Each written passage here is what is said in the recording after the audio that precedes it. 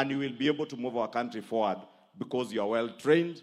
And I thank the ministry and all the partners who have partnered with the ministry and the government of Kenya in enriching that entrepreneurial spirit amongst the Kenyan youth.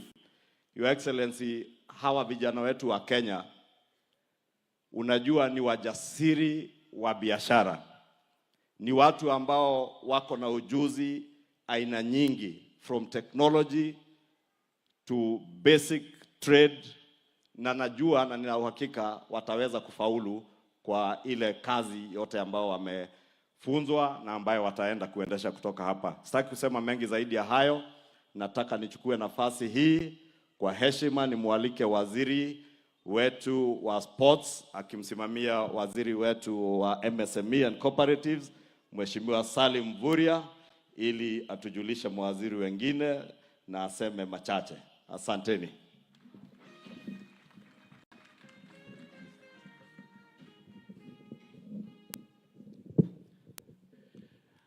Your Excellency Dr. William Samoei Ruto, President of the Republic of Kenya, Professor Kithure Kindiki, the Deputy President, mawaziri wenzangu, makatibu, viongozi wa kutoka county, all the governors here present, na wajumbe, na vijana wote ambao wamefika, hamjambo.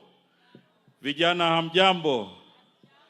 Asante sana. Mheshimiwa Rais, nataka nichukue nafasi hii fupi kwanza ni wajulishe wenzangu ambao wamefika hapa siku ya leo, kwa sababu mradi huu unatekelezwa na wizara mbalimbali pamoja na idara nyingi ya serikali. Hapa kati yetu kuna waziri wa mambo ya kilimo Mheshimiwa Mutahi Kagwe ambaye yuko hapa na sisi. Tuko na waziri Alice Wahome, waziri wa mambo ya mashamba na mambo ya ujenzi. Tuko na waziri Daktari Alfred Mutua ambaye ni waziri wa leba, yuko hapa na sisi. Mheshimiwa Rais, baada ya kuwajulisha mawaziri wenzangu, niruhusu tu kwa dakika moja niweze kusema kwamba leo nataka niseme kwamba ni pongezi kwako Mheshimiwa Rais, kwa sababu mradi huu ambao leo unawafaidi vijana wa hizi kaunti 4 na Kenya nzima kwa ujumla, ni mradi ambao umewalenga vijana ili kuwapatia uwezo kwanza wao wenyewe waweze kujiajiri, waweze kuwa na uchumi mzuri katika nyumba yao, katika familia, katika jamii na katika taifa la Kenya. Hapo awali tulikuwa na mradi sawia, na Mheshimiwa Rais, naomba nikupongeze sana kwa sababu mradi kama huu miaka ile iliyopita uliweza kuwa na mabilioni mengi, lakini haukuweza kufahamika wala haukuweza kujulikana umemfaidi nani. Lakini kwa maagizo yako Mheshimiwa Rais, uliagiza Wizara ya Youth na Wizara ya mambo ya ushirika ili waweze kutengeneza huu mradi uwe ni mradi ambao unaweza kuwafikia vijana moja kwa moja, na pia uwe ni mradi wenye uwazi. And therefore, Your Excellency, you directed that we redesign a project which is going to be transparent and accountable. And today we are here because of your direction. This project is reaching out to the youth of our country without any challenges, because we are employing technology. Mheshimiwa Rais, pongezi kwa sababu umewajali vijana. Kwa hivyo nataka kuwapongeza sana wale vijana ambao leo watatoka hapa na mtaji wa kufanya biashara, kwa sababu wao wenyewe pia, mbali na kwamba serikali imeweka fursa, wao wenyewe wametumia nafasi hiyo wakaweza kujituma hatua kwa hatua ili waweze kufaidi kwa huu mradi. Kwa hivyo nataka kuwapongeza sana hawa vijana zaidi ya 6,000 ambao leo watafaidika, kwa sababu mbali na kwamba serikali iliweka sera, mbali na kwamba serikali iliweka fursa, wao wenyewe ni vijana ambao walijituma. because we have a lot of strategic opportunities in government, and therefore young people have an opportunity to be proactive and follow up all steps to ensure that they benefit from the projects that the government is rolling out. Your Excellency, mwisho nataka kuhakikishia kwa niaba ya wenzangu ambao tunatekeleza mradi huu, vile vitengo vingine mbali na hii biashara pia viko tayari, na tutaendelea kuhakikisha kwamba tunaviweka wazi ili vijana waweze kufaidika, and we will continue to mobilize youth in our country so that they can participate in the transformation that you have a vision that this country moves to the first world. Mheshimiwa Rais, naomba nikomee hapo na nichukue nafasi hii kwa heshima niweze kumuita Profesa Kithure Kindiki, Naibu Rais, ambaye yeye ndiyo fire mwenyewe, na naomba tumpigie makofi akija kuongea na sisi. Karibu sana Mheshimiwa Deputy President, na wewe ndiyo fire, na leo ni noma na kila kitu ni fire. Karibu sana Your Excellency.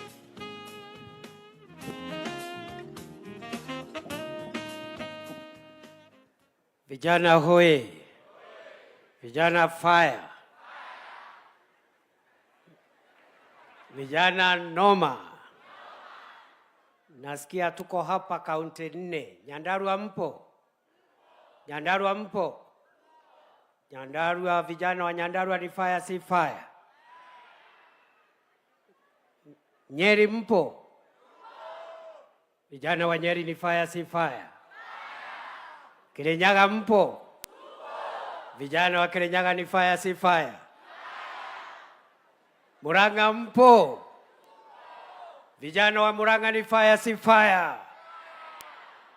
Mheshimiwa Rais wa Jamhuri ya Kenya na viongozi wote ambao wametambuliwa kulingana na itifaki zao, naomba niseme mambo mawili kwa dakika moja, alafu nikualike. Ya kwanza, huu mradi ambao ni mradi wa Nyota, wewe Mheshimiwa Rais mwenyewe ndio uliutengeneza wakati Wizara ya Vijana ilikuletea hii proposal, na ukaimiza ya kwamba warudi waurekebishe hili kuwe na manufaa kwa vijana, isiwe tu ni mradi wa kufanya seminar na capacity building na mikutano kwa hoteli, lakini hakuna kitu inaingia kwa mfuko wa kijana ambaye ni kitu ambayo inaweza kumsaidia kesho. Wewe kupitia uongozi wako Mheshimiwa Rais ukasaidia wizara ikatengeneza program ambaye iko na section moja ambaye inapatia vijana pesa ya kuanzisha biashara. Section nyingine iko na savings. Section nyingine iko na skills development. Therefore, Mr. President, this program, the Nyota program, is an important program because it looks at the empowerment of young people to start businesses, to develop skills, and to develop a savings culture so that they can save for tomorrow for their children when they start their families. Mheshimiwa Rais, kuna watu wengi nimesikia wakisema pesa ambayo vijana wanasaidiwa kuanzisha maisha yao ya biashara ni kidogo. Mimi niko na maoni tofauti. Hakuna pesa kidogo, hakuna pesa nyingi. Pesa ni vile utatunza mahali umepata msaada wa kuanzisha maisha yako. I want to encourage our young people to take whatever you're receiving today as the first step towards transforming your lives. It is possible to start small and grow big into a... Just want you to get started going forward. Through the leadership of the President, the government will look for other ways of taking you to the next level. This is just the first step towards your own empowerment. Mwisho kabisa, niseme ya kwamba sisi kama Wakenya tuko na ile ambayo tunaita ni haki zetu, lakini pia tuko na majukumu yetu kama wananchi wa Kenya. Nataka kwa hivyo niwahimize, niwasihi na niwaombe vijana kwa unyenyekevu, vile mnaendelea kupata support ya serikali na kupata support ya viongozi ndio muendeleze maisha yenu. Mimi nawaomba vijana pia muwe na jukumu, na ni jukumu ya kulinda jamii zetu, kulinda nchi yetu, kupenda nchi yetu, kuwa wazalendo na kuweka umoja wa kitaifa. Kwa sababu tukiharibu amani ya taifa letu, hata ile biashara unaenda kuanza hautakuwa na mandhari mazuri ya kuendeleza hiyo biashara. I pray that our young people will support the entire nation and the society in general, so that we can have stable families, so that we can have a peaceful country, and we should love our country above everything else. Even as we express our views, let us love our country, let us protect our nation, let us not harm the interest of our country. Kwa hayo mengi, mimi nikifikia hapo, nataka niseme ya kwamba nimefurahi sana kuhusika katika mambo haya na kushuhudia mambo ambayo Rais amekuja kutuzindulia hapa leo. Na hii ni kuonyesha ya kwamba vijana wale wanaweza kufanya biashara wanasaidika, wale wanataka kuendelea na masomo wanasaidika, because we cannot be all gifted together, and we cannot be gifted in the same way. We want to ask as many of the young people as possible who are gifted in business to venture into business, create a wealth for themselves and for their generations to come. Vijana hoi! Vijana fire! Munataka rais atuzungumzie, alafu atusambazie ile kitu. Munangojea hiyo atusambazie. Rais Ruto ni fire, si fire? Wacha nione nduru ya Rais William Ruto, nduru ya Rais William Ruto. Simbwekse, simbwekse. Ni fire, si fire? Simbwekse, simbwekse.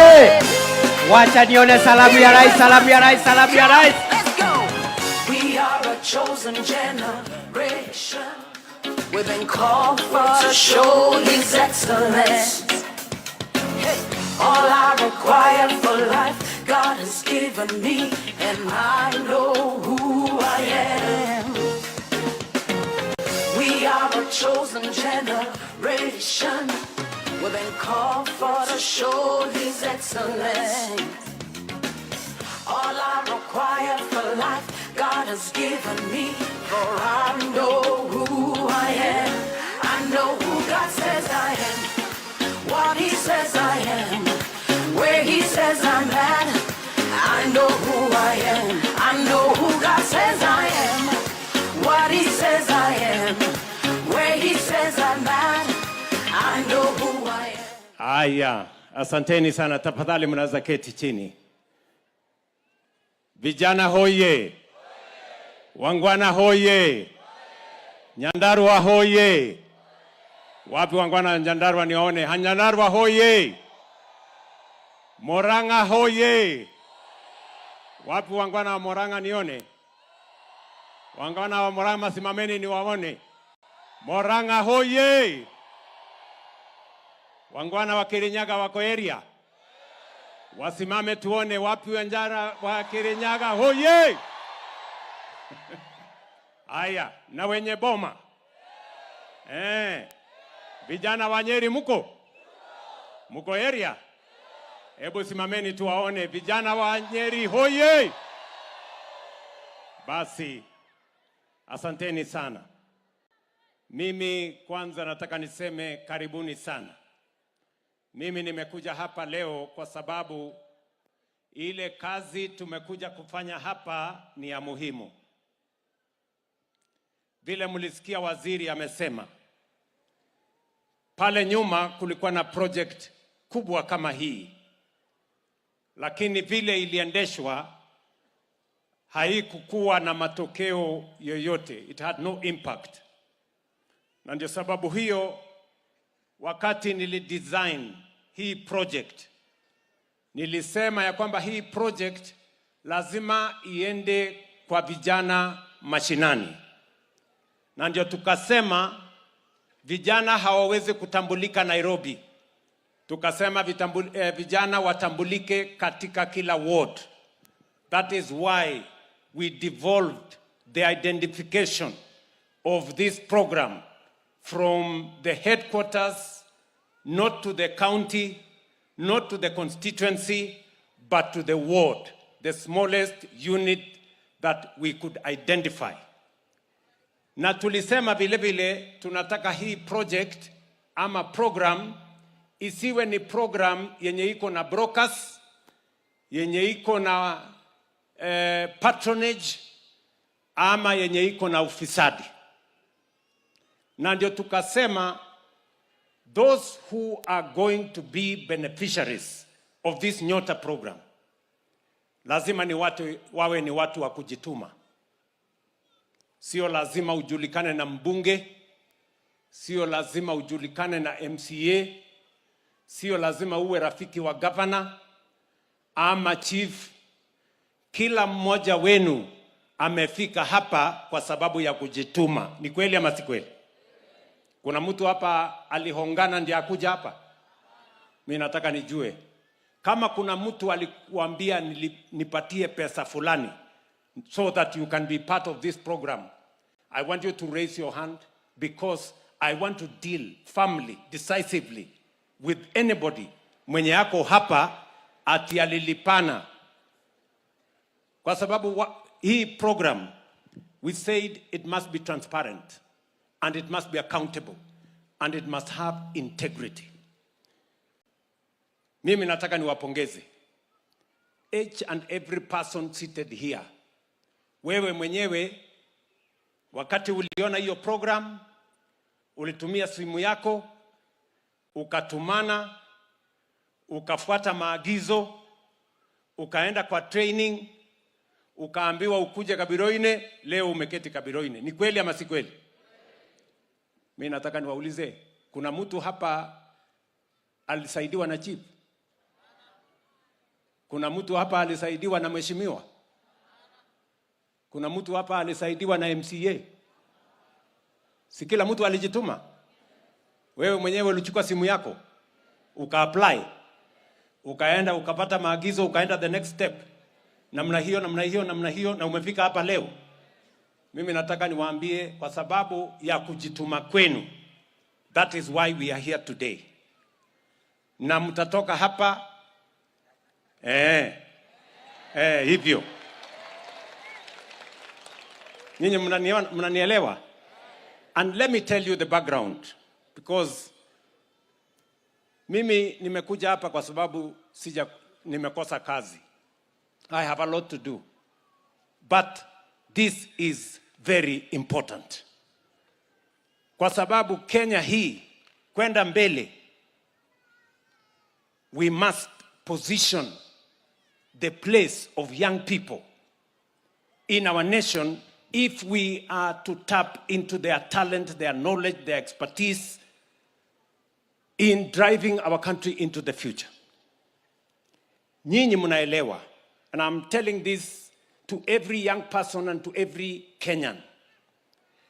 The largest, the most important asset that we have as a country is our human capital.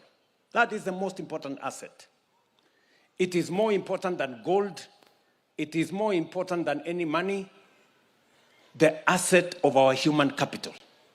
Yani, ile rasilimali kubwa tuko nayo Kenya ni Wakenya wenyewe. Na ndio sababu hiyo nimesema ya kwamba, because the largest asset we have, the most precious resource we have is the young people, is the people of Kenya. We must invest in them. Na ndio sababu mnaona from school, when I was elected president, we had many challenges on matters to do with education. CBC was a problem. Teachers, we had a shortage of 116,000 teachers. We had a deficit of classrooms. Stakeholders did not know when to move from primary school to junior school, how junior school is going to transition into secondary school. And that is why I took it upon myself that we are going to reform the education sector. Leo, mimi nasimama mbele yenu hapa kuambia, we have taken concrete, transformational steps in reforming our education sector.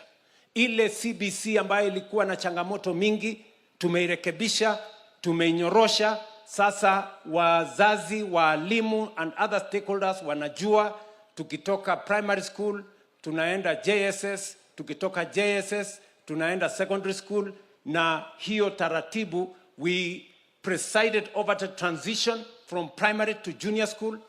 And this year, this January, we are presiding over the transition from junior school to the first cohort of senior school or secondary school, grade 10. We have enhanced the money for our education from 500 billion shillings to 702 billion shillings this year, because education is important. It is the single biggest empowerment we can give to the young people of our nation. We have hired by this January 100,000 teachers. This January alone, January. In fact, last week and this week, we've hired 24,000 teachers to go to our classes. Why? Because education is important. Because we must equip the young people of our nation with knowledge, with skills, for them to make a useful contribution to our nation going into the future. We have reformed the issues of funding for our TVETs and our universities. Today, we have a student-centered funding model that makes sure that we treat every student in a unique manner, depending on merit and depending on their ability and the ability of their parents to pay or not to pay. So tumefanya hiyo mambo yote because tunataka vijana wa Kenya wapate empowerment ya elimu, wawe na skills, talanta zao tujue, ndio waweze kuchangia katika kupeleka taifa letu la Kenya mbele. Lakini tukishafanya masomo, pia we must have a plan beyond. Mtu akimaliza form 4, what happens? Mtu akimaliza standard 8, what happens? Mtu akimaliza university, what happens? Mtu akimaliza college, what happens? Yule ambaye amekosa ku transition from one class to another for whatever reason, what happens to them? And that is why we have designed five interventions as government to make sure that the money we spend in education, the 700 billion shillings we spend as Kenyans kusomesha watoto wetu, we must get value out of it by making sure the product of education, the young people who get out of school, we must place them in areas where they can contribute to the progress of our nation. And I've told you we have 5 interventions. Number 1, I told the people of Kenya we were going to run a public construction intervention. Many countries, and I know some of you have read this, many countries, for them to create jobs, they have engaged in public infrastructure development. And that is why, as an administration, tulianzisha project ya housing. Housing was not just about jobs, was not just about houses. Nyinyi mnanielewa? Housing was not just about houses. Housing was about jobs. Much more importantly, today, as I talk to you here, we have 500,000 young people working in our affordable housing program, building houses, markets, hostels, engineers, architects, masons, plumbers, carpenters, and all the other trades. People who have graduated from college, people who have graduated from TVET, people who have graduated from VCTs. We have 500,000 of them. Number two, we have also rolled out a program on export of labor. My CS, Alfred Mutua, is sitting here. And his PS, my friend Mwadime, they are there. They will tell you that through our National Employment Authority portal, in the last 2.5 years, 500,000 Kenyans, young people from our nation, are working in different parts of the world. We have made it possible for them to go and work in America, in Germany, in Asia, in Middle East, and our revenues from diaspora remittances have gone up by $1 billion in the last 2 years. Ni mnanielewa? And we have done it deliberately. Kwa sababu tumesema kama serikali hatuwezi kungojea ya kwamba itatokea tu nafasi ya kazi. Lazima tuwe na mpango. We must have a plan. And for the first time, I can confirm that the government of Kenya has a plan on how young people are going to access jobs. Intervention number 3, which we have done. Number 3, we have worked on making sure that our digital infrastructure, already we have 30,000 kilometers of fiber optic rolled out in Kenya. Our target is 100,000 kilometers of fiber optic. And we want another 1 million young people to work in the digital jobs space. As I talk to you, tuko na vijana 1,300 wanafanya kazi katika mitandao. Digital jobs, working for companies in America, in Europe, in Asia, but working from Kenya. Muliniona last year, nilienda pale Ruto kufungua kampuni moja inaitwa CCI. In one building, 5,000 young people from Kenya are working for companies in America from one building on our digital jobs platform. Nye mnanielewa?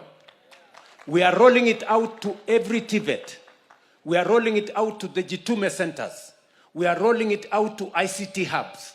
And that is why we have given money to every member of parliament to build an ICT hub in every ward in the Republic of Kenya, because we must plan for our young people to get jobs. Mnanielewa vijana wangu? And each and everyone seated here, you have an opportunity to access those opportunities.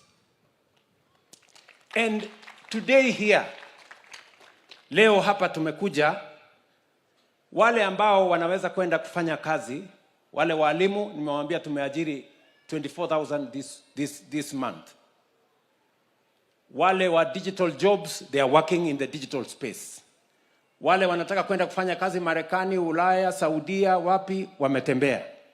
And we have made it easier for them to go and work outside Kenya. Lakini tukasema vile vile, tuko na vijana wengine hawajabahatika kwenda export of labor. hawajabahatika kwenda digital jobs, hawajaenda, sio masons, sio carpenters, sio electricians, hawajaenda kutusaidia katika program ya housing na markets na hostels. Lakini ni watu ambao ni wananchi vijana wa taifa letu la Kenya. Tukasema hata na wao lazima tuwapange na biashara. Ni mnanielewa? Na ndio leo hii program ya Nyota tumekuja hapa. Na tumekuja hapa na nataka niwaeleze. Hii program itafikia vijana 820,000. We are looking for 820,000 young people to participate in this program. We have 4 components of this program. One component is the one you are seated here today. Business support. We've come here to support you and support your businesses. There is another program which is going to follow of young people who are working.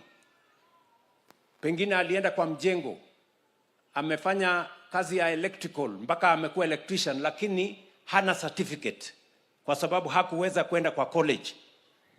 Mwingine ameenda kufanya kazi mahali fulani, ni mechanic, lakini hajapata bahati ya kwenda shule, lakini siku hizi anaelewa hiyo kazi ya mechanic.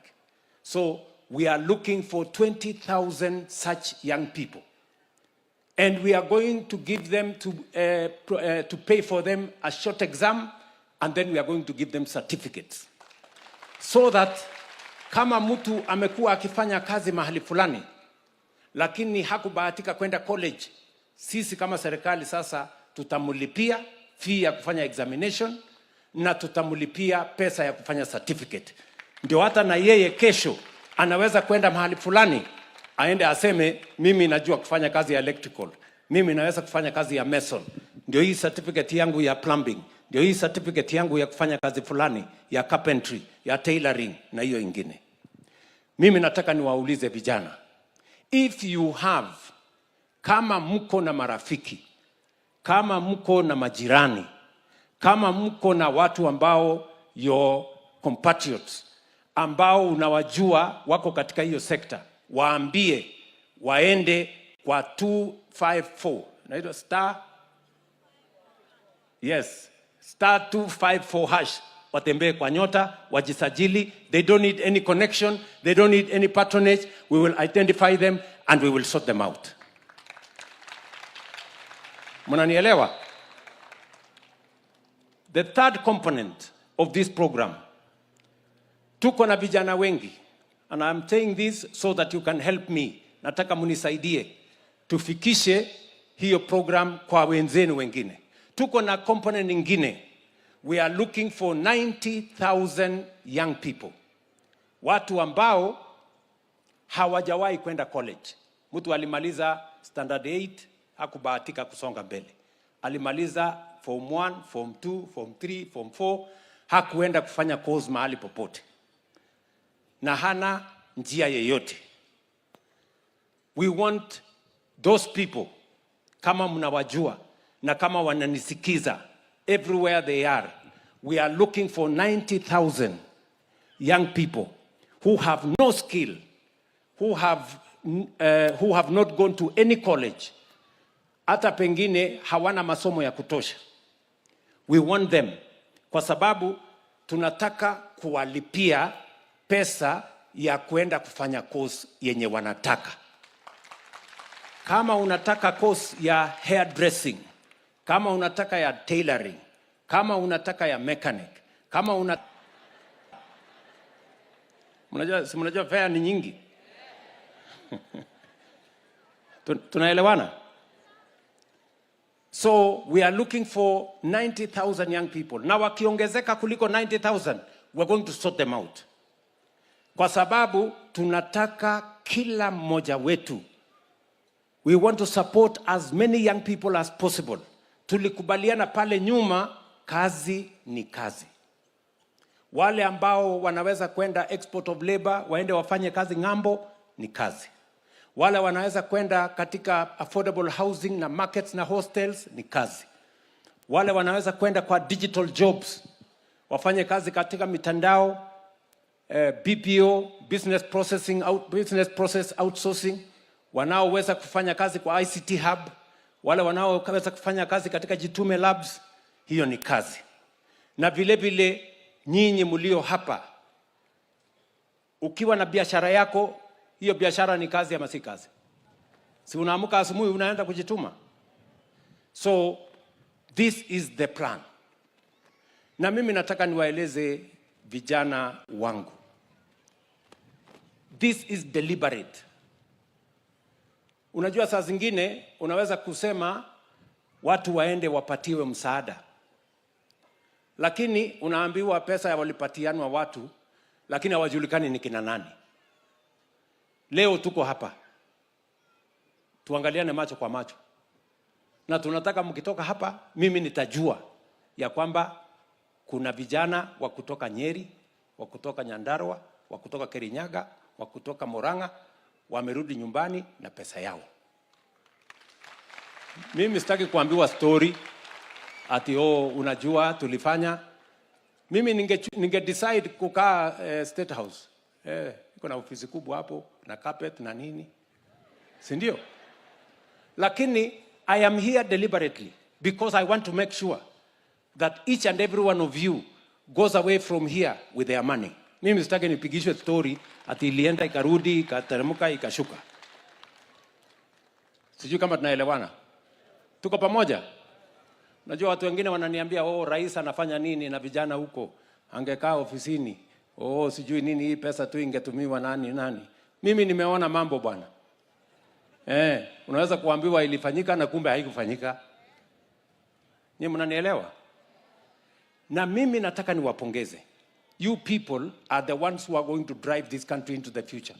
Unaona mtu wa kujituma, yani anasoma, amesikia ya kwamba ukienda 254 iko kitu inaitwa Nyota. Mtu mwenyewe anaenda hapo 254 Nyota, anafinya. Alafu anasonga, anaambiwa apply, ana apply. Anaambiwa kuja training, anakuja, enda training. Amechukua kuja hapa leo maneno ya siasa. Hapana, tumekuja hapa leo kujipanga mambo ya biashara. Tumekuja hapa leo kujipanga mambo ya biashara. Mambo ya siasa iko na siku yake bwana. Ama namna gani? Na kila mtu atajipanga na mambo ya siasa. Ama ni namna gani? Yes. Kila mtu atajipanga na siku ya siasa. Nyinyi mliambiwa ya kwamba ili uapply Nyota lazima uwe ni wa chama fulani? Mliambiwa lazima nyinyi ni watu wa kundi fulani ama jamii fulani? Si kila mtu aliapply? Hakuna kusemekana wewe ni wa dini gani, hakuna kusemekana wewe ni wa chama gani, haijasemekana wewe ni wa mrengo gani, haijasemekana wewe ni wa one term ama two term ama long term ama no term. Kila mtu amekuja hapa kwa sababu ya mambo ya biashara.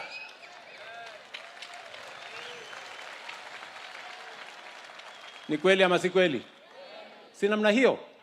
Unajua shida hii ya Kenya for a long time, anything that is done inafanywa na lenses ya siasa. Lenses ya siasa. Siasa kidogo.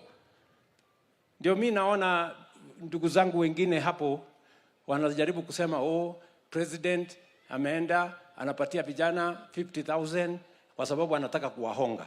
Sasa mimi nataka niwaulize vijana wa hapa, mliulizwa mkue wa chama fulani ndio mkuja hapa?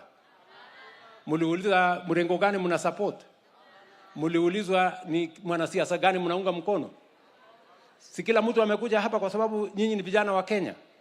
And let me tell you, mimi nimeanza hii mradi kule Kakamega, nimekuja Eldoret, nimekuja Nakuru, leo mimi niko hapa Nyeri, kesho nitakuwa kule Samburu, baadaye nitaenda Nyeri, Meru, alafu nitaenda Machakos, nitakuwa Nairobi, alafu nitaenda Pwani, alafu nitaenda Nyanza, because this is a national program about the young people of Kenya. It is not about politics.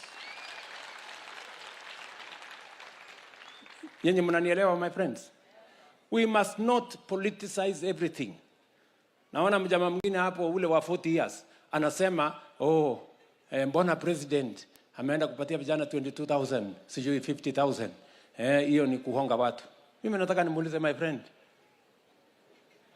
Sasa wewe na unasema ati hiyo sijui 20,000, sijui 50,000 itasaidia vijana na nini?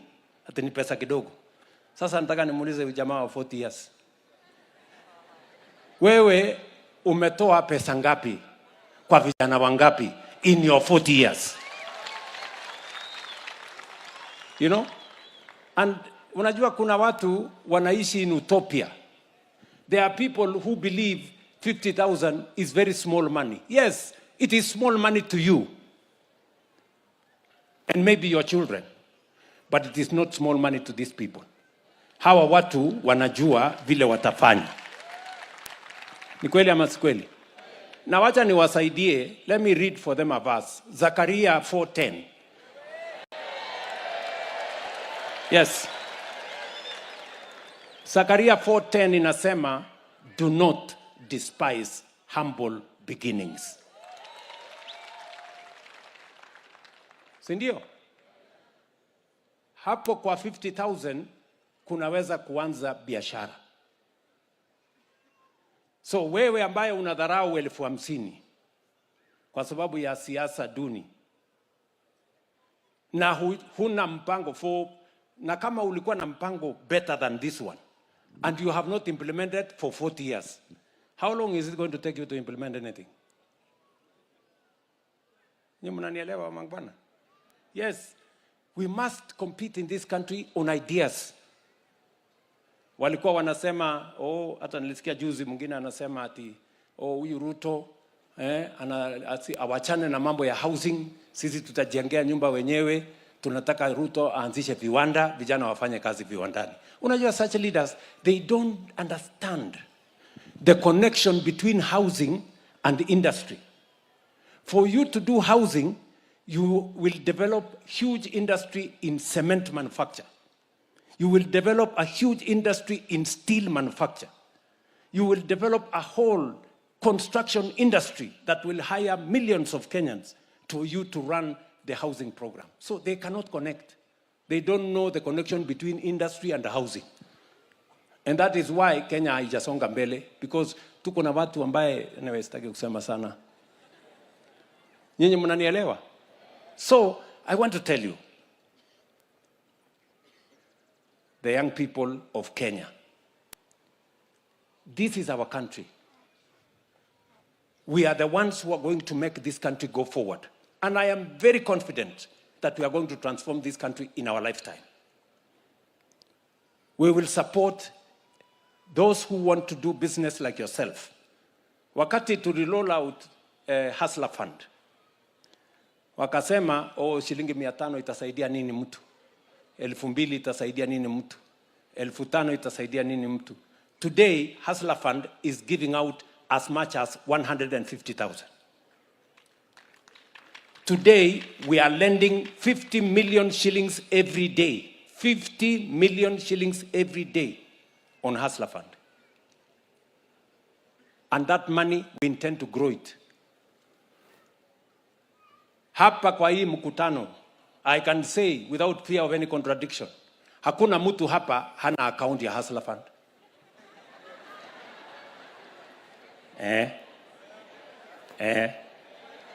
Ni kweli ama si kweli?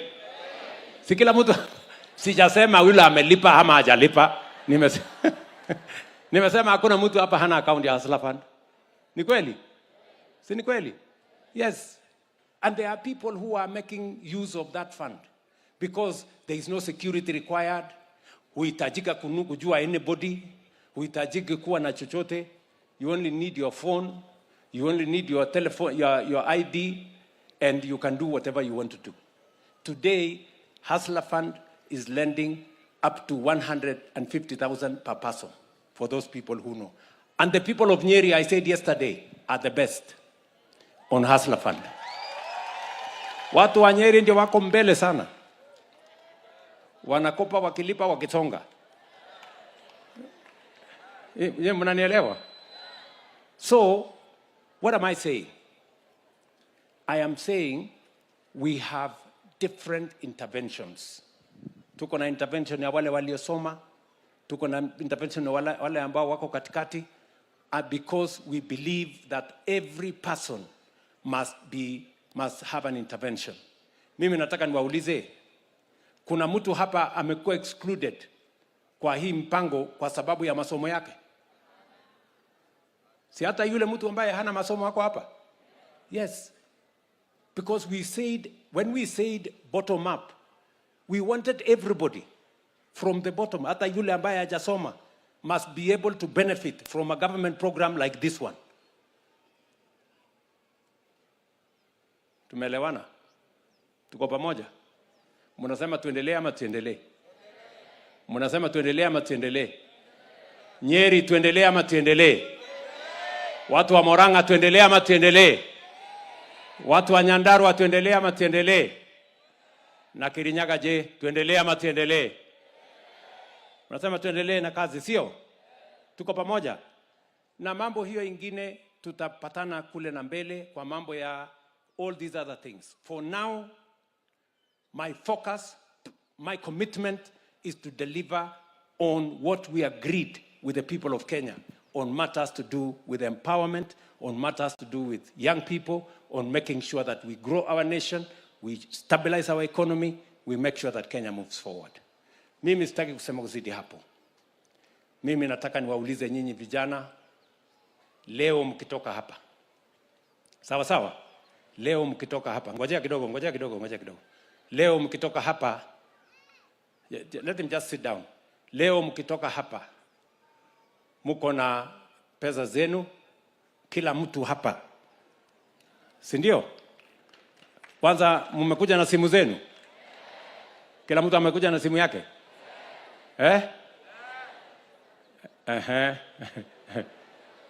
Na mko na fuliza?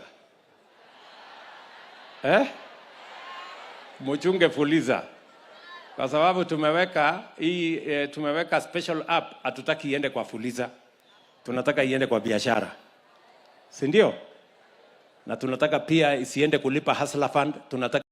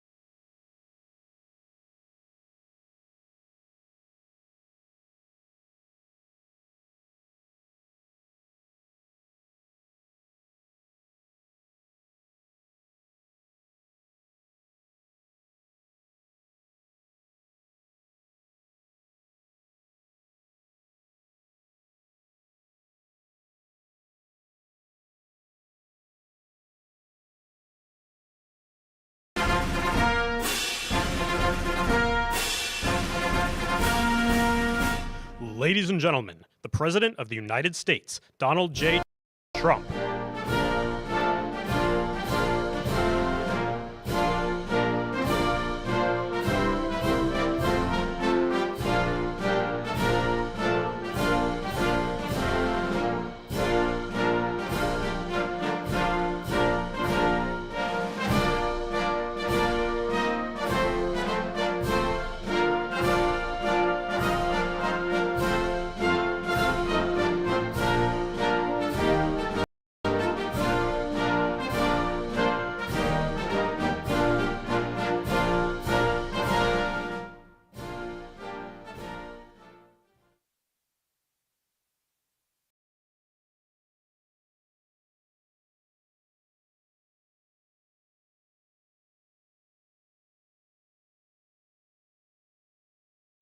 By far, I would say. And We're doing tremendous things. Our country is well. You saw the numbers that got released today, yesterday. Deficits cut way, way back at levels that nobody's ever seen, setting records. The numbers coming into our country are unprecedented, and we're doing really well. We had a situation 3 days ago with Venezuela. We're getting along extremely well with the people of Venezuela, both the people and the people that are running.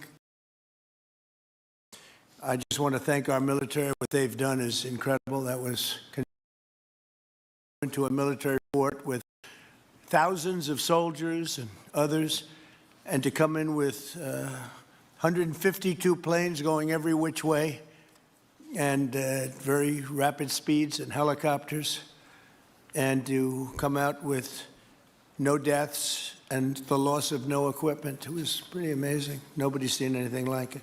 I was called by the leaders of numerous countries. I won't go into which ones, but the biggest and the strongest, and they said that was very impressive. They were all impressed. But today I'm delighted to welcome almost 24 of the biggest and most respected oil and gas executives in the world to the White House. It's an honor to be with them.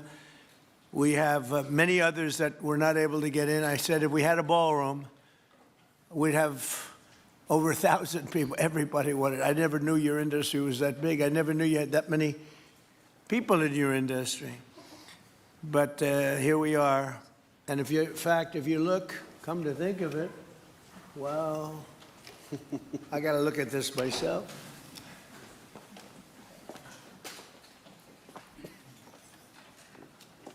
Wow. What a view. This is the door to the ballroom. Well, what did you have? Unusual time to look, but I figure we might as well do it. If the fake news would like to go back and take a look, you can, but you'll see a very big foundation that's moving. We're ahead of schedule in the ballroom and under budget. It's going to be, I don't think there'll be anything like it in the world, actually. I think it'll be the best. We went from, this is, as you know, our biggest room, which would seat 100 for dinner, maybe, if you're lucky, if you're nice and tight. And the ballroom will seat many. And it'll also take care of the inauguration with bulletproof glass, drone-proof ceilings, and everything else, unfortunately, that today you need. So we're going to discuss how these great American companies can help rapidly rebuild Venezuela's dilapidated oil industry and bring millions of barrels of oil production to benefit the United States, the people of Venezuela, and the entire world. And yesterday, the number is 30 million barrels. I can't even, is that a correct number? 30 million barrels. You hear that, Peter? Of oil was given to us by Venezuela. That's a lot of oil. It's about $4 billion worth, and it's on its way to the United States right now. And we want to thank Venezuela for that. And we're working very well with them, obviously, or they wouldn't have been so generous. But they respect us again. They didn't respect us at all before. So that's money that goes to the United States. Some will go to Venezuela, and some will go to the oil companies, but not that, because that's already been extracted. So you're not getting any of that. But when you start extracting, you'll get. But it's tremendous reserves. Among the biggest in the world. Some people say it is the biggest in the world. And we're going to be working with Venezuela. We're going to be making the decision as to which oil companies are going to go in, that we're going to allow to go in. We're going to cut a deal with the companies. We'll probably do that today or very shortly thereafter with Chris and Doug. And we're dealing with the country, so we're empowered to make that deal. And you'll have total safety, total security. One of the reasons you couldn't go in is you had no guarantees, you had no security, but now you have total security. It's a whole different Venezuela, and Venezuela is going to be very successful. And the people of the United States are going to be big beneficiaries because we're going to be extracting, numbers of, in terms of oil, like, few people have ever seen, actually. So you're dealing with us directly. You're not dealing with Venezuela at all. We don't want you to deal with Venezuela. Let me thank Vice President J.D. Vance, who's doing a fantastic job. Secretary of State Marco Rubio, likewise a fantastic job. I have good people. I like them better than my first group. But we had a great, despite that, we had a great first term. We had some great people there too, by the way. But we had a great first term. We had the greatest economy in the history of our country in the first term, but this is blowing it away. And you haven't seen anything yet. Everyone's been shocked by the numbers, 5.4% GDP. And that's despite the fact that we were badly hurt by the Democrat shutdown, of which they'd like to see if they could shut it down again. Secretary of the Interior, Doug Burgum, who's fantastic. Secretary of Energy, Chris Wright, recommended by Doug as being the greatest oil man anywhere in the world, because I wanted Doug for that job, energy, and Doug said, no, sir, there's a man named Chris Wright. I said, who the hell is Chris Wright? He said he's the most talented oil man anywhere in the world. I doubt you can get him, because typically oil men make a lot of money, and women. They make a lot of money, but Chris came. You took one of the greatest salary cuts probably in history, Chris, right? But he's a fantastic person, loves our country, and many other important members of this team. And I want to thank them for their efforts. As you know, last week, the United States Armed Forces performed one of the most spectacular military operations in American history, apprehending the outlaw dictator Nicolas Maduro for his crimes against the United States, crimes for which he has now been indicted and is in federal court awaiting trial. And he killed many people, millions of people, actually, and allowed jails, prisons, mental institutions, insane asylums, drug dealers, drug addicts to pour into our country totally unchecked because of Sleepy Joe Biden's policy of open borders, the stupidest thing I've ever seen. We're getting them all out. The departure of Maduro makes it possible an incredible future for both nations, Venezuela and the United States, in which we will more closely integrate the economies of two major energy powers in the Western Hemisphere. Energy coming out of Venezuela was very small. One of the things the United States gets out of this will be even lower energy prices. We have people now getting gasoline for $1.99, $1.96, $1.95, $1.92 yesterday, somebody. And it used to be $3.50, $4, $5 a gallon. Think of that, $1.99. Decades ago, the United States built Venezuela's oil industry at tremendous expense with American skill, technology, know-how, and dollars. But those assets were stolen from us, and we had presidents who did nothing about it. This president is much different than your other presidents. They did nothing about it. They stole it. Some of the people in this room were a little bit younger when that happened, but not that much younger. It wasn't that long ago. But they stole our assets like we were babies, and the United States did absolutely nothing about it. So now we're doing everything about it. Now we're doing 500% about it, but it's a long time after the act took place. So they stole from us, and it was taken by socialists and communists at the time, and Venezuela was going bad, really bad. And as much oil as they have, they're producing almost nothing, which is just a system. So we're really, if you look at it, we're taking back what was taken from us. They took our oil industry. We built that entire oil industry. Started a long time ago, but they took it, and they were very ungracious to this country, but now they're being very nice. American companies will have the opportunity to rebuild Venezuela's rotting energy infrastructure and eventually increase oil production to levels never, ever seen before.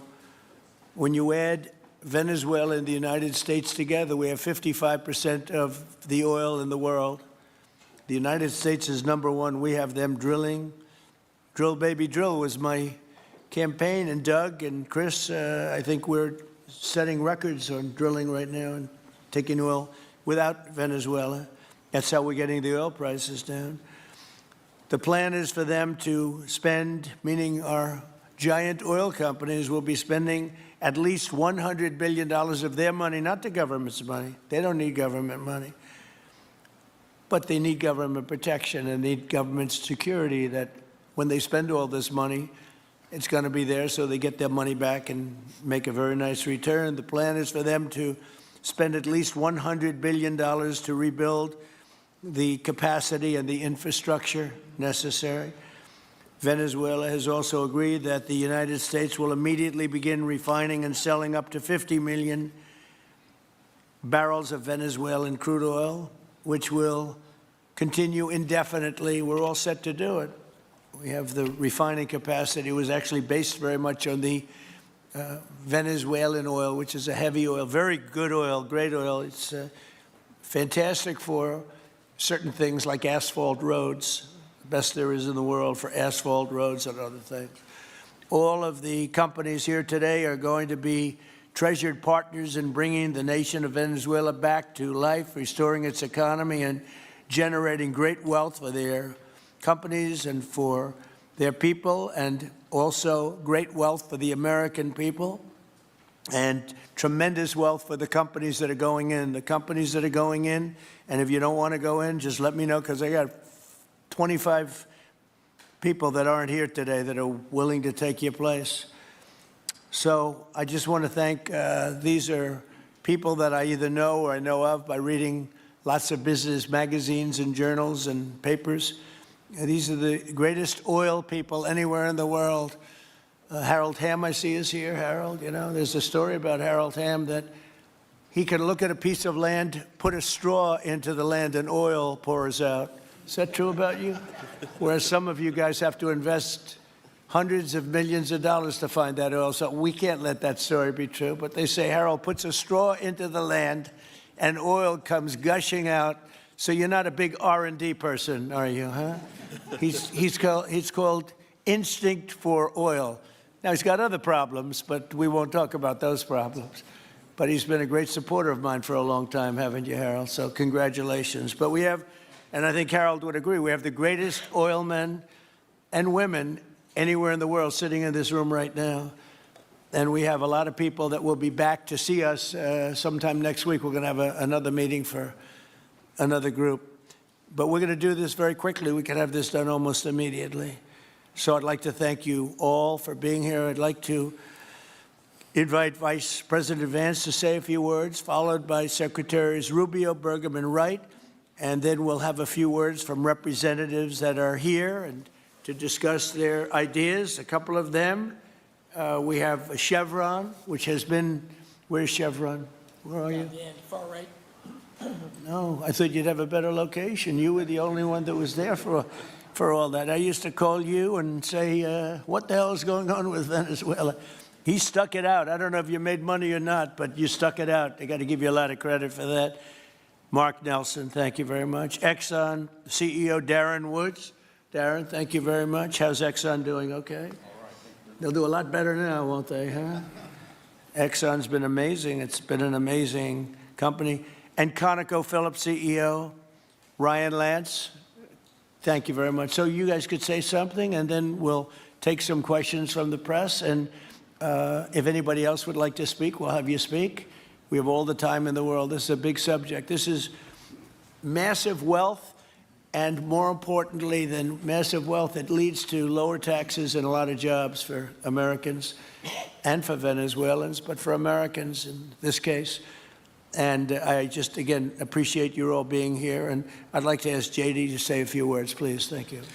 Thank you, Mr. President. And thanks to everybody for being here. You know, as a Marine Corps veteran for my entire lifetime, presidents, and let's be honest, they were Democrats and Republicans, would send the American military to far-off places. They would get us involved in these endless quagmires. They would lose hundreds or thousands of American lives, and the American people would get nothing out of these misadventures.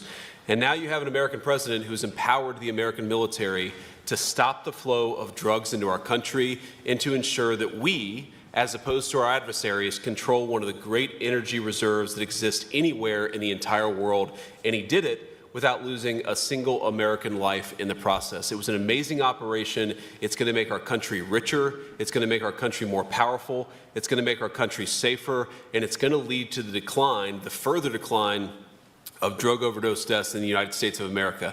An amazing thing, and I'm happy to be here to talk about how we can make it an even bigger and better operation for the American people. Thank you, sir. Thank you very much. Marco?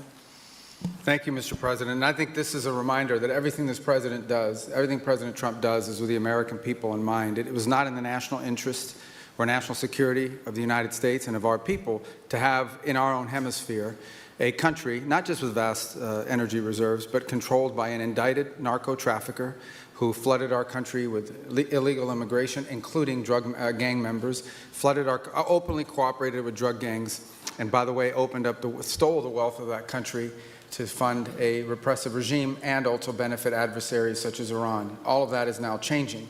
As part of this process, the first phase, of course, is the phase we're in now, which is the stabilization phase. We do not want to see destabilization in the country. We're working very cooperatively with the interim authorities there to provide a market for the sale of the wealth of Venezuela in such a way that benefits the people, both of the United States, but also the people of Venezuela. And as a reminder to everyone, the President announced this just 2 days ago, every penny, everything they buy with the money that they're making from the oil now, Mr. President, will be bought from America.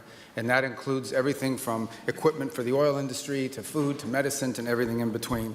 The second will be a phase of recovery, and then some of these phases will interlap, and that is to have a normal economy again where the money goes to the benefit of people, not the benefit of our adversaries or the benefit of elements in that country and around the world that are against our interests, at the same time as a process of reconciliation has to happen internally among the different sectors of society and politics and the like.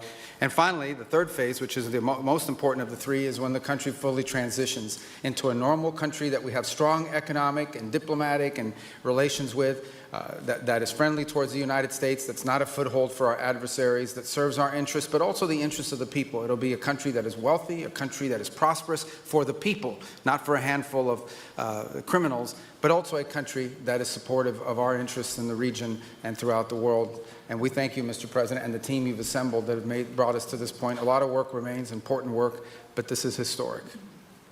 Okay. Thank you very much. Doug? Well, Mr. President, I want to thank you for your leadership, not just as President, but as Commander-in-Chief. The boldness, the execution, the breathtakingly precise work that you've delivered both in Iran back in June and here has changed the field for the whole world. And you always ran about the idea of peace and prosperity. And in Venezuela, as you know, this was a playground for every bad actor in the world. We had Russians, Iran, terror groups, all of them profiting from this criminal organization that was pretending to run the country. That makes America safer. You've secured the border, we're stopping the flow of drugs, and now with the normalization of relationships on an economic basis, it's going to mean tremendously for the prosperity of the American people. So I just want to say again, congratulations to you and to the entire leadership team. It's been an amazing, historic week on the scale of things that we haven't seen perhaps for 125 years in terms of the U.S. Exerting its influence over Latin America in a way that's going to make a change for generations. And on behalf of all the oil executives that are here today, Chris and I want to say thank you to all of you. It's your technology, your innovation that has put America in the place where today we are the most energy dominant country in the world. And that position is what's allowed us to take the action that we're taking with statecraft, with military action. None of that would happen if we were dependent on everybody else for energy. So you're a big part of the reason that we're able to move the way we are today, and we're grateful that you're here to be part of the solution going forward. Thank you, Doug, and you are doing a fantastic job, and we appreciate it. Everybody appreciates it. They know who's doing well. Chris Wright? Thank you, Mr. President. Yeah, what we've seen in the last week is leadership matters and credibility matters. Venezuelan oil has been sanctioned for many years, and the oil just flew, those sanctions were not enforced. That oil just floated out to trafficked by bad actors of the world.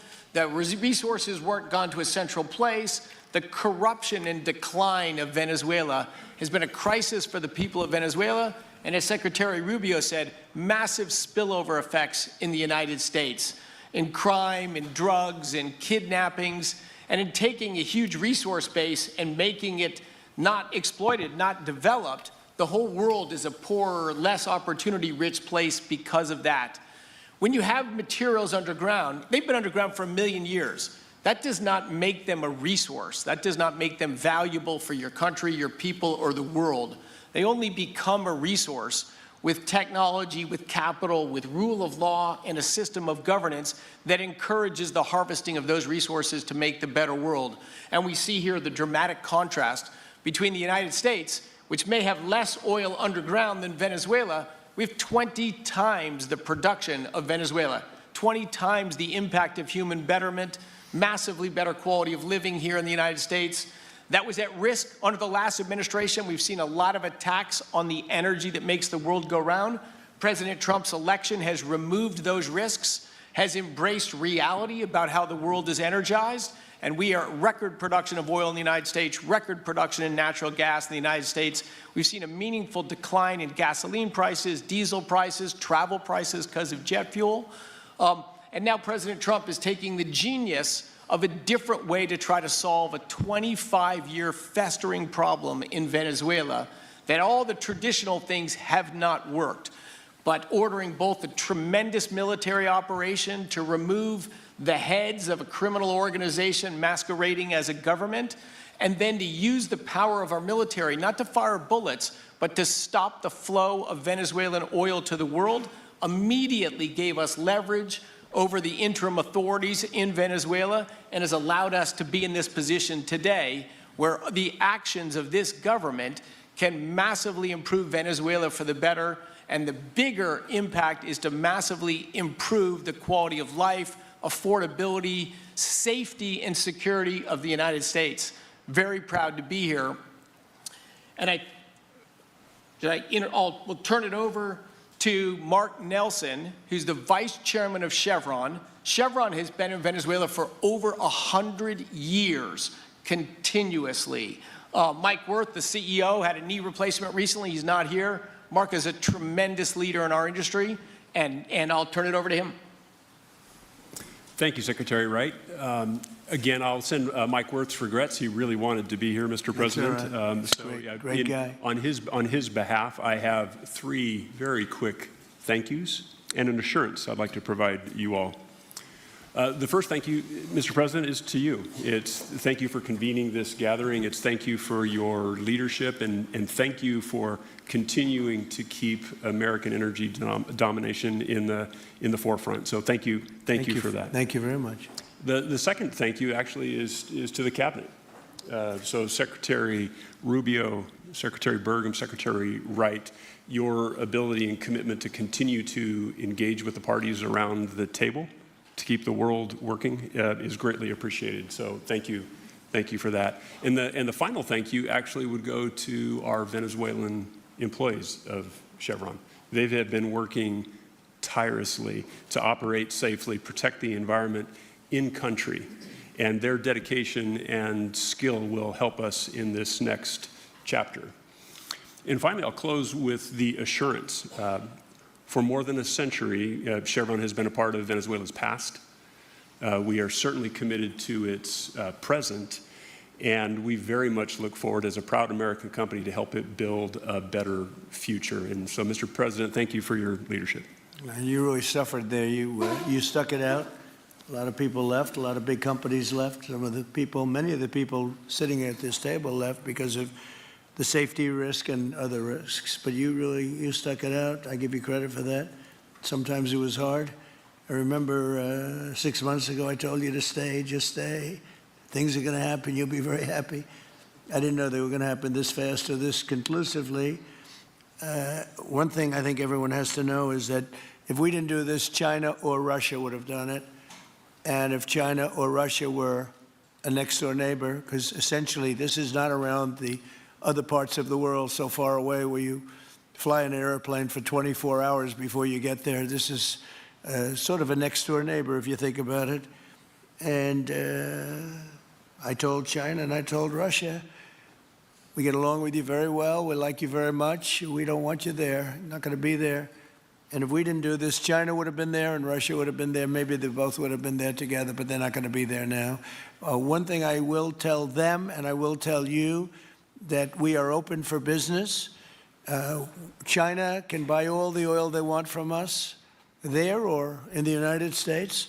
Russia can get all the oil they need from us, and they do like oil, even though they produce a lot of it.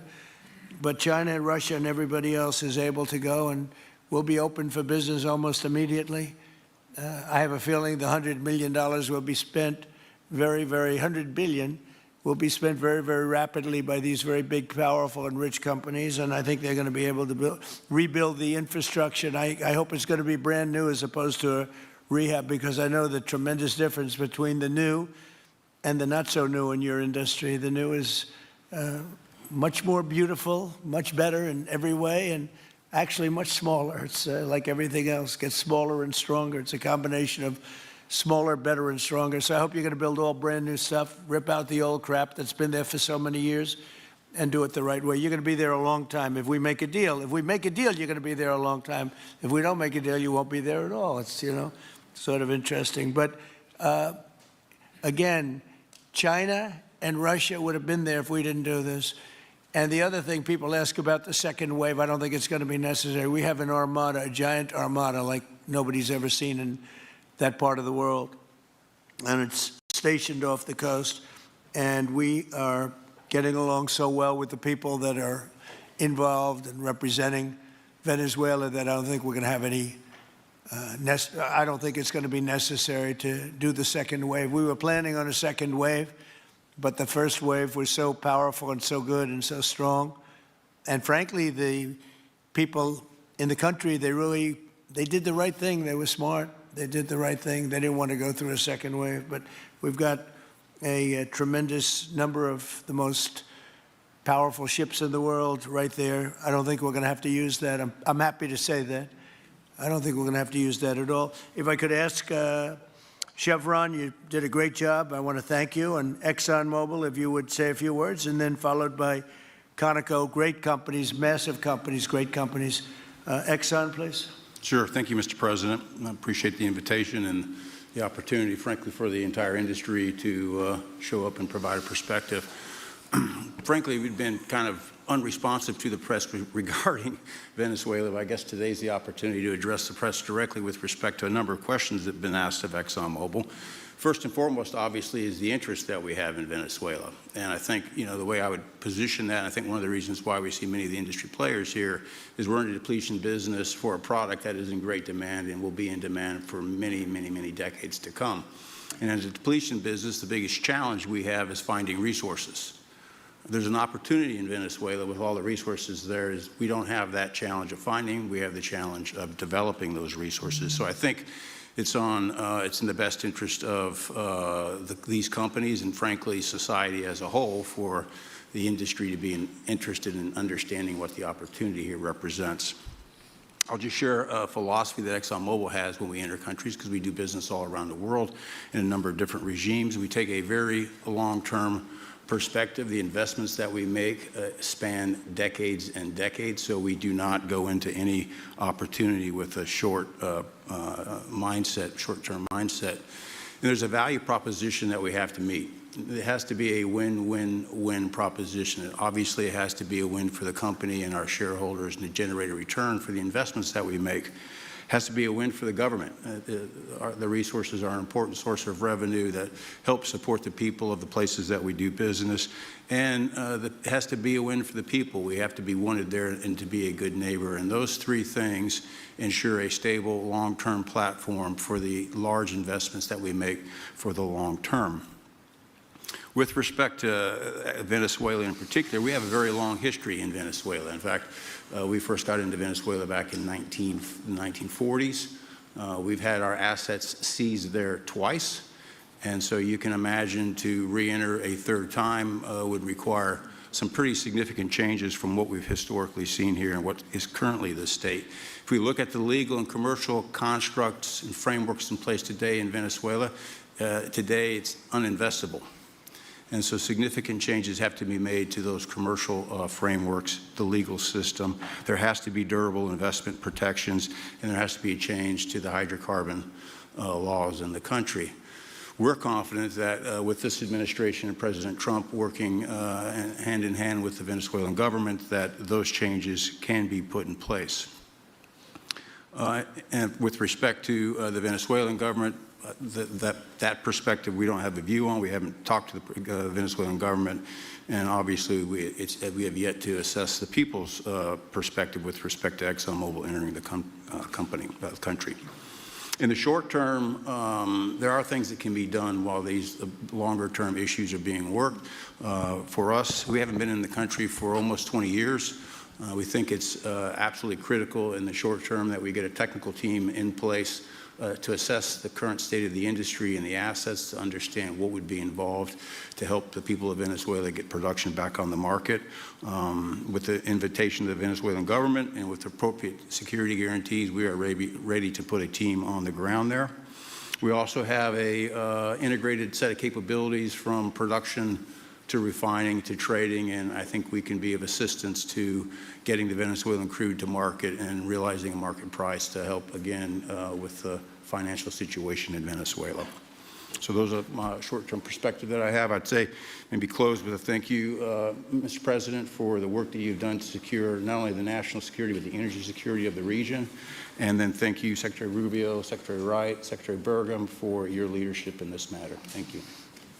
How long would it take you, Darren, as Exxon to, if we make a deal, how long would it take you to get in there and get started? Well, the first step, this technical team, as I talked with Secretary Wright earlier this week, we started from the beginning to put the team together so that if and when it was needed, we could hit the ground almost immediately. So we can hit the ground within the next couple of weeks. Start the assessment, and then from there we need to understand. That's what we want. We want speed and quality. That's what we want. Thank you, Darren. And Conoco, Ryan. Thank you, Mr. President. Appreciate the opportunity to be here too, and you've assembled a great team. And our congratulations as well for removing one of the terrible people in the world and bringing them to justice. It was quite amazing. I think you've given hope to the people of Venezuela again, which I think is quite remarkable. And we've been on the other end of that despot regime a long time. Our assets were expropriated. I had a little bit more hair when that happened. And, you know, I think we're the largest non-sovereign credit holder in Venezuela today.